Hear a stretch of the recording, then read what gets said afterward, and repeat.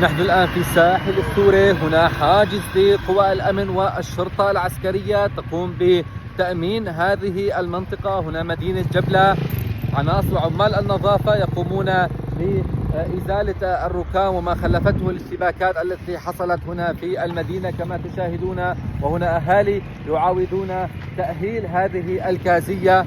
أيضا حركة كبيرة للمدنيين هنا في هذه المنطقة، وكذلك الإعلام الأجنبي يقوم بتوثيق الأحداث التي حصلت، هذه الأحداث الدموية التي حصلت الأسبوع الفائت بعد أن شن فلول نظام الأسد هجمات على مواقع لقوى الأمن والجيش وأدت إلى مقتل المئات من قوى الجيش والأمن.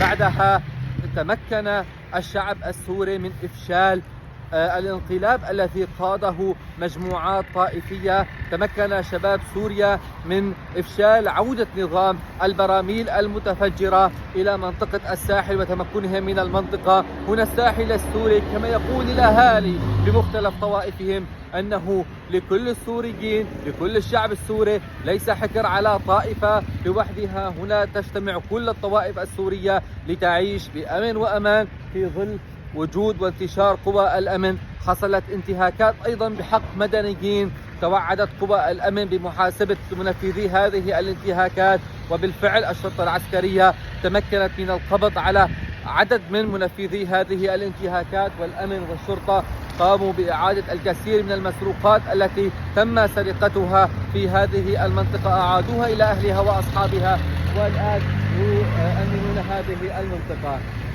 الحمد لله على سلامتكم. كيف الوضع؟ صار الامور تمام؟ الله يحميكم، حي الله. الحمد لله على سلامتكم.